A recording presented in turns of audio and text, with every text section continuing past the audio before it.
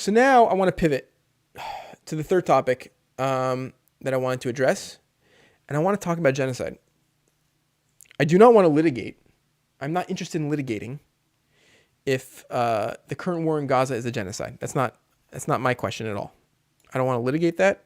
I don't even want to worry about that question right now. The Hague has weighed in, and if that's satisfactory to you, then you can consult with the Hague, or you can say that's not satisfactory. That's fine as well. I am interested in exploring this question of how genocides happen, what genocides look like. I remember an article that was passed around a few times. Drowning doesn't look like drowning. The idea is the way we think drowning looks is not the way drowning actually looks. And that's important to know if you want to identify drowning. And so I would suggest that, genocides don't look like genocides. And I would suggest that it's helpful for many reasons to apply a binary of yes, no genocide. There's all sorts of good reasons to get that right and to litigate these questions. But as far as I'm concerned, what's more important, practically speaking, is that genocides exist on a spectrum. And identifying the conditions and that spectrum of genocide is much more practically useful. So to start, I want to just sort of point out that genocide is actually extremely banal and ubiquitous. You can consult the Wikipedia list of genocides, and you'll see there have been many genocides, according to Wikipedia, in the 21st century. And maybe not the 21st century, but the 20th century, for sure. The Bible is rife with genocide, right? Should we pull up Deuteronomy 20? What's Deuteronomy chapter 20?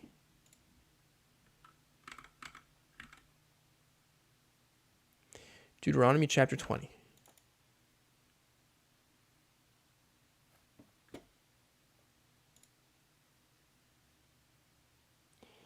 The Hebrew, Rak me'arei hamim ha'eleh asher anai Elohecha natan lecha nachala. From these cities of these nations, from which the Lord your God has given you inheritance, lo techayeh kol neshama. Do not let anyone live, no living soul. Ki hacharem tacharimem. This is my own translation, so you can consult, whatever your English translation to see if I'm making some mistakes here, but fully, utterly annihilate them. Hachiti v'amori ha'knani v'aperizi ha'chivi v'avusi. All these nations, kasher tzivcha na'alecha, as God commanded you, l'man asher lo yilmadu etchem, etc. So they shouldn't teach you to do abominations. Saul, in the book of Samuel, he loses his kingship because he failed to exterminate the animals of Amalek, this nation that Israel is commanded to genocide. Right? So what is this to say? This is not to say at all. Don't misunderstand. This is not to say that Jews are genocidal. That is not my suggestion at all. And don't misunderstand that for a second. I'm not saying that Jews are uniquely genocidal. I'm saying it's completely banal. I'm saying it's completely historical, meaning in history, genocide was seen as a perfectly legitimate way of dealing with an enemy population. Okay, that's the suggestion. Not that there's something special about Jews or the Bible, But of course, a lot of people are caught up on, certain texts in the Quran, certain, verses that are violent in the Quran. But of course, if there's any message here, it's that all religious texts have violent verses that are, products of their time. I'm asked by imagination what you think about the 10 stages of genocide. I don't know. I had never seen it. Be curious to see it. But let's look at some specifics. Let's look at some specifics of genocide. I did a little bit of research for this live stream. I consulted a book called the Oxford Handbook of Genocide Studies. I didn't read the whole thing. It's like a textbook. But there were some sections on there about the paradoxes of ethnic cleansing. So again, the book assumes an analogy, a spectrum, a continuity between ethnic cleansing and genocide. They're different, of course, legally and practically, but they're related. And that there are these paradoxes. There's these two sides to it. There's these two ways of looking at it. How can you determine, if you're a criminal court, an international criminal court, between violence that is pre-planned, orchestrated, by a government as part of a large program of ethnic cleansing or genocide versus violence that's opportunistic, right? And the Oxford Handbook of Genocide Studies talks about how you can't. Like, you sort of can't. I mean, you could look at that documents, but it exists on a spectrum, right? It's not black and white. How do you differentiate between what's centrally planned and spontaneous? In practice, it's not always possible, right? How do you differentiate between ethnic cleansing and ethnic conflict, right? But between what the government might have intended versus what actually ends up happening. Often in dealing with genocides, famine and disease plays a large role in killing large swaths of the population. Is that genocide? Maybe that wasn't intended. Okay, so these paradoxes exist. And I want to just sort of point to a few Wikipedia articles that describe how genocides start. But before I do that, let me read this comment. Professor Rabbi Reuven Firestone talks about both violence in Judaism and another about Islam, very unique figure who also has written for Islamic Studies Journal. Yeah, very interesting. I'd be curious to check that out. Thank you. Let's pull up the Wikipedia for the Darfur genocide. Let's pull up the Wikipedia for the Darfur genocide.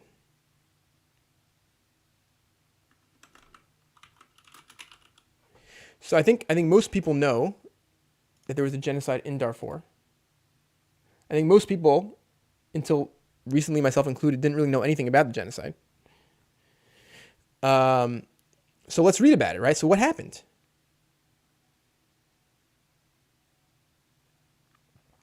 You have Khartoum, which is the national government, and rebel groups in Darfur, right? These are rebel groups. Rebel groups is like another way of saying terrorist groups, right?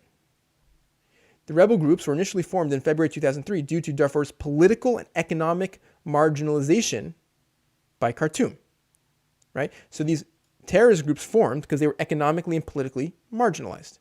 In April 2003, when the rebel groups attacked the military airfield and kidnapped an Air Force general, they carried out a horrific terror attack. The government launched a counterattack.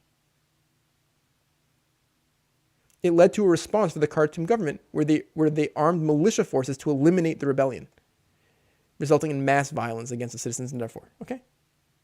That's the pattern. 1 second here. Let me just move this over really quick. Okay. Let's do another one, right? Another important genocide. The Rohingya genocide. Pull it up.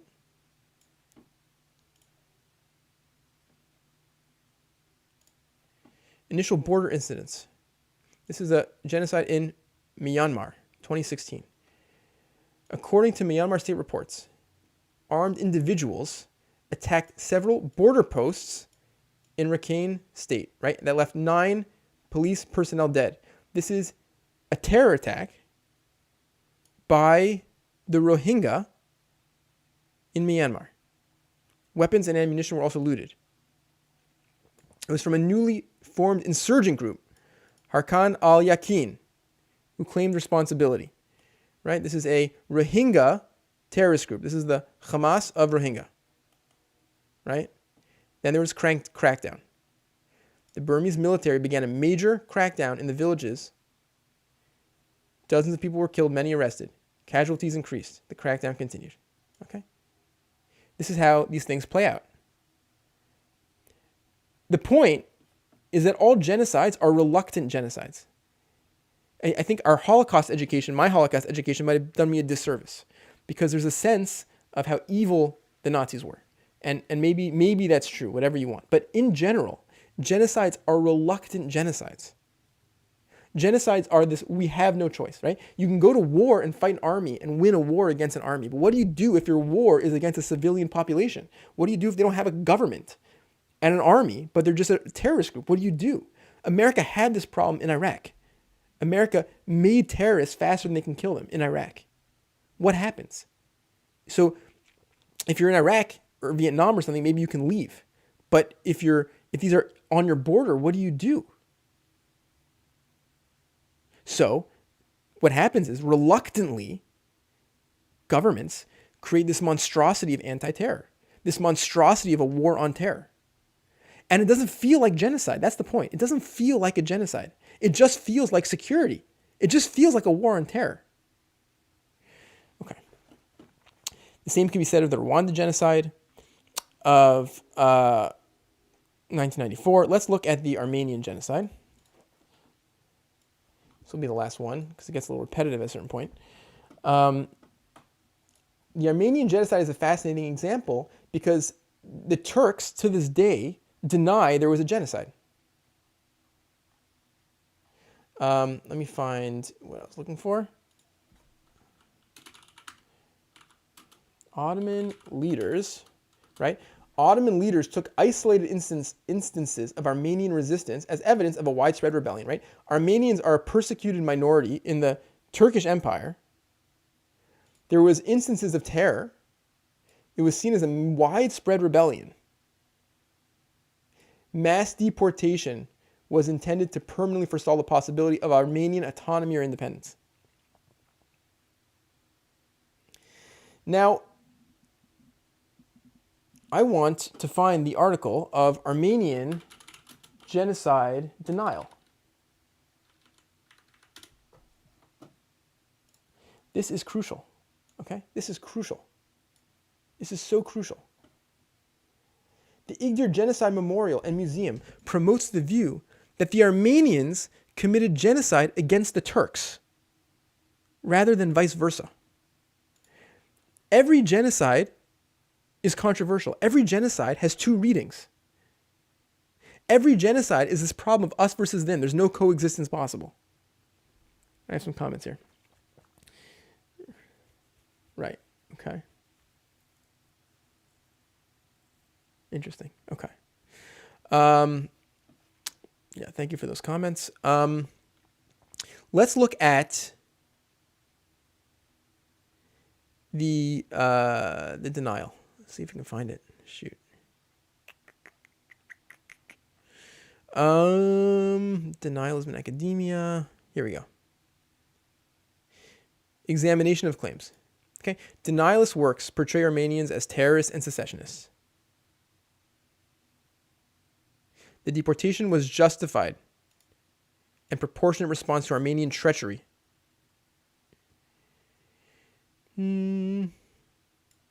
Deaths are blamed on factors beyond the control of the Ottoman authorities, such as weather, disease, or rogue local officials.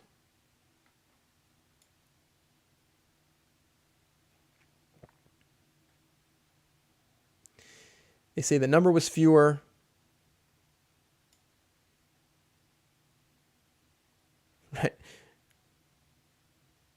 Right? The assertion that Turks are incapable of committing genocide. Right? It reminds me of like the Israel idea of like the most moral army in the world. You know, there's a sense that we have that we can't be genocidal because we're good people. You know, people feel that way.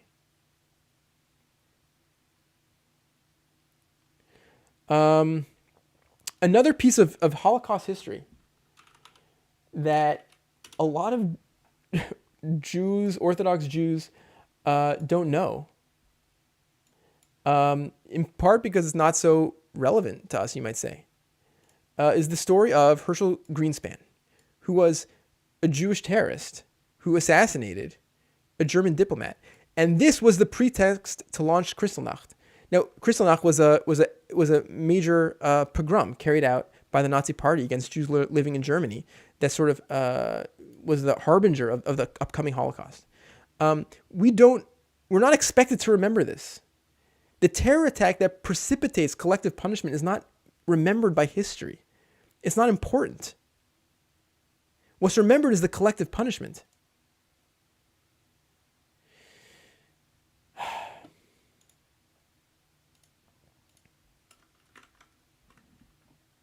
Okay. So, I mean, I think we can identify, just certain themes that come up repeatedly when, we look at genocide, and it's the theme of, fighting a war against stateless people, fighting a war against people who don't have a state. I mean, Israel can go to war against Egypt. Israel can go to war against Jordan. you can't really go to war against the Palestinian people. They don't have a government that has an army. There's a sense of you can't negotiate with terrorists. There's a sense of the power of the label terrorist. In Israeli, in the conversation around Israel, the word terrorist carries so much power. They'll say, we freed terrorists in exchange for the hostages. It broke our heart that we had to free terrorists in exchange for the hostages, okay? Nelson Mandela, who fought for the end of apartheid in South Africa, he was also a terrorist at one point. The Haganah, the early Israeli population living in Israel during the British Mandate, fought against the British. They blew up the King David Hotel in terror attack that killed people. So the power of the label terrorist, and the Troubles in Ireland was a battle against terrorists. And in all these cases, when genocide is averted, when genocide is avoided, it's because there's an understanding that you actually can negotiate with terrorists. You actually terrorists are human beings too, who are also responding to incentives.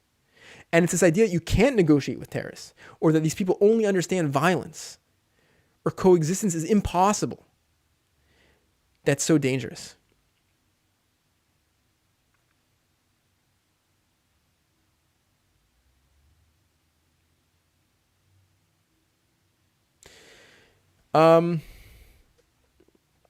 So I guess two final points here, and then I'll basically be done. If anyone has any questions or wants to chat or whatever, I'm always available.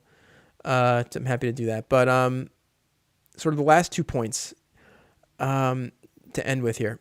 One is I identify like 3 hooks, 3